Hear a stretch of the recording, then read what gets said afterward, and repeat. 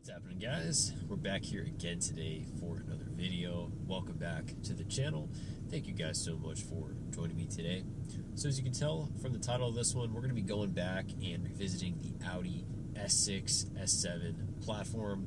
We gotta love the 4.0T. I've been getting a lot of requests to talk about this platform quite a bit, so let's go ahead and unpack. We're going to deep dive and we're going to talk about if this is still a platform I recommend, and if so, what you can expect going forward. For anybody new to the channel, I use these videos to kind of share my thoughts, experiences as a car enthusiast, former service advisor, to help kind of keep you informed as far as what's all going on with these various car platforms. So if you find this information useful, help me out, feel free to subscribe. So if you guys haven't checked out the full build series for the Audi S6, I'll be sure to share a link to that full playlist. So we're looking at a 2013 Audi S6. This is a C7 platform. It's got the twin turbo V8. Gotta love the 4-liter. Always a very capable platform. This was a full bolt-on APR Stage 3 car with the RS7 turbos. All that good stuff. You know, it was a fantastic daily driver. Really served its purpose. I really did enjoy having this one. Had the car for about a year. You know, I went through that typical build cycle, and I got to a pretty comfortable spot where, you know, it was a healthy, it was a running car. I wasn't planning on trying to push any more power out of it, and I decided that I was ready to move on to the next platform. So I ended up selling that car to a buddy of mine. He did some basic maintenance on it, just some normal run-of-the-mill type of things that you would do on really any Audi. Did a couple more upgrades as well. I know he added on the inlet pipes, intake, a few other carbon fiber pieces, a couple other cosmetic mods just to kind of brighten things up. He drove that one for about a year, then he sold it to another gentleman, which actually had the current owner of this car reach out to me not too long ago. Very nice guy. He stated that he was very happy with the car, still to this day running in great mechanical order, as expected, just being how well that car was maintained. Now, I know a lot of you guys have been asking if this is a platform I still recommend working with, so I want to share some thoughts, give you guys a little bit of specific context about this car, and hopefully that'll help answer this question for you if you're thinking about getting one. Okay, so when I bought the S6, I had done all my research. I was working as a service advisor in a specialty European repair shop. I had a lot of access to a lot of specialty resources that probably the average person might not have. So I was fully aware going into it. Obviously, you have to do the oil screen, your TSB parts, your turbos, right? There's a good chance there could be some air suspension, your usual coolant, oil leaks, all those kind of things, you know, motor mounts, all the typical failures I was pretty well informed about beforehand. Again, being an advisor working in a shop, I had access to obviously a hefty labor discount for any of these services and upgrades, as well as a hefty discount on parts.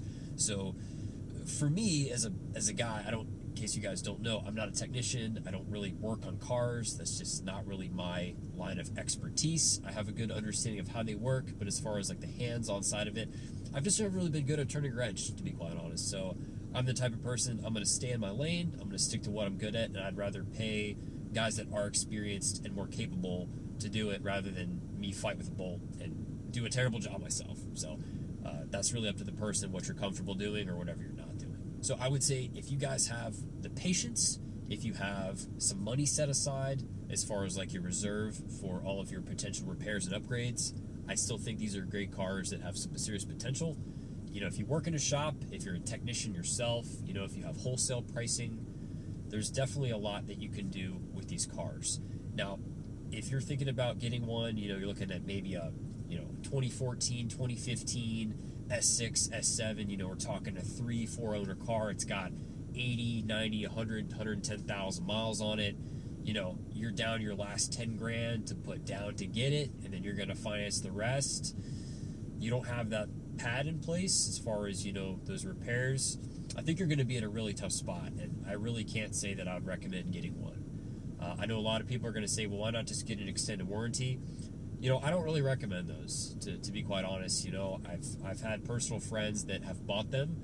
As a matter of fact, my buddy that I sold the S6 to, he actually purchased a very high-level extended warranty from one of the biggest companies out there, and he had a lot of problems. He had a lot of problems. He actually ended up canceling the warranty because they just like all of them, they just try to fight you on everything. You know, there's always these things that are kind of written in between the lines, and he just got frustrated with it. So I can't say I recommend extended warranties.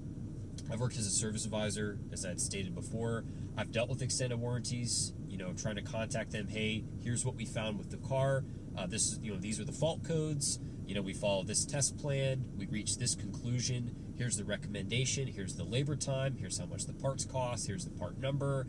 And it's just like, they're always going to try to deflect. They're going to try to rug sweep. They're going to want to keep playing games. So, look, I'm not telling you that there isn't some warranty company out there that might be better than some of the others, but I've worked with a lot of the big ones, and I've really found it to be nothing but problems. So you're going to spend a lot of money, and you're probably going to find yourself still very frustrated when you think you're going to have something repaired, and they're just not going to cover it. They're going to couch it as normal wear, essentially. So be very, very careful. If you're thinking that when you buy that car used, you're putting your last 10 grand down, the guy's going to try to pressure you in the finance department to get a warranty. They always try to sell it to you as a magic bullet, and it's really everything but. So overall, guys, great potential. You guys have seen the acceleration reactions. I've done some launch control videos. You guys saw did a collaboration a couple years ago with my buddy JR14. He had a blast, driving the S6. Very fun cars. So if you have the resources in place, if you got a little money set aside, I really think there's a lot of fun to be had with one of these vehicles. If you like that bigger bodied sedan, if you want a sportback like a 7 model, tons of room for activities, excellent, comfortable, spacious luxury vehicles. But you got to always keep in mind, as a car enthusiast, you're going to have to pay to play. So, if you're a tech, if you have access to a shop, if you can get wholesale pricing, I would say by all means go for it, man. But, if you're not a guy to fix it yourself and you're a little bit light on cash, I'd probably consider looking at some other options. So I do miss the S6, from time to time. I still love my RS3, which to this day, out of the 3 Audis I've had, I still say with confidence the RS3 has been the most enjoyable. But again, time to time, I do reflect on the Panda S6. And I don't know, maybe at some point in the future, I know with the C8s, I know the prices have started to come down a little bit.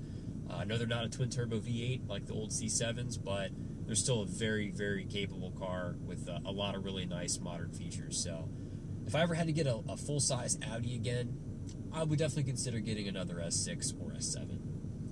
So I hope you guys find this information helpful. Just a kind of a general overview, want to kind of reflect on the S6 today. So thank you guys so much for checking it out. Make sure to check out that full playlist on the build series if you haven't already. Comment down below, let me know your thoughts, subscribe to the channel, and I'll be sure to see you guys